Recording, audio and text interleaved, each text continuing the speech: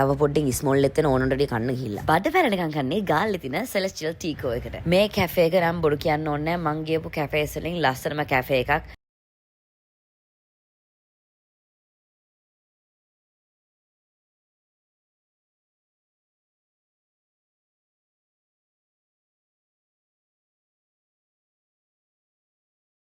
පේනවනේ මං කොච්චර දඟලන්න ඕනේද කියලා ලස්සන ෆොටෝ එකක් හරි වීඩියෝ එකක් හරි ගන්න. වීඩියෝ එක අරන් ඉවරලා I decided to have a matcha. It's my first time having matcha. Let's try the brown sugar matcha. Okay, I've never tried it before. Ever.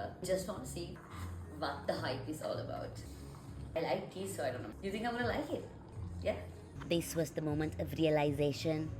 මේක ටේස්ට් කරාට පස්සේ මට තේරුණා ඇයි මිනිස්සු මේක බොන්න මෙච්චර කැමති කියලා. මොකද ඒක මාර රසයි කියන්නේ ආමුතු රසක් තියෙන මන් දන්නේ නැහැ මොකක්ද ඒක සීන් එක කියලා but it's nice. ඒ කියන්නේ ඒක බිව්ව ගමන් අර ඒක තේරෙන්නේ නැහැ but පොඩ්ඩක් බිබී ඉන්නකොට you're like okay this is good. ඊට පස්සේ කිලිම ආහාර අනුභව කරන්න පටන් ගත්තා. මේකේ කැම නම් මාර රසයි කියන දන්නේ නැහැ. මාර කලර්ෆුල් නිසා කන්න හිතෙන්නෙත් නැහැ. එච්චර ලස්සනට ඒගොල්ලන් ඒක දෙනවා. හැබැයි කන්න පටන් ගත්තට පස්සේ නවත්ත ගන්නත් බෑ. අපි usually කොහෙ ගියත් strawberry milk shake එකක් order කරනවා but මේ පාර අපි strawberry smoothie එකක් ගත්තා. ඒකත් out of this world. ආයි වචන නැහැ කියන්න. මම හිතන්නේ මම මෙච්චර පොඩි person කෙනෙක්ලත් මම කොහොමද මෙච්චර කන්නේ කියලා මම දන්නේ නැහැ. මම මෙච්චර කොහොමද කන්නේ කියලා. ඊට පස්සේ මම මේ පොඩි master chef moment එකක් කියලා මගේ hot chocolate එක මම matcha එකට දැම්මා.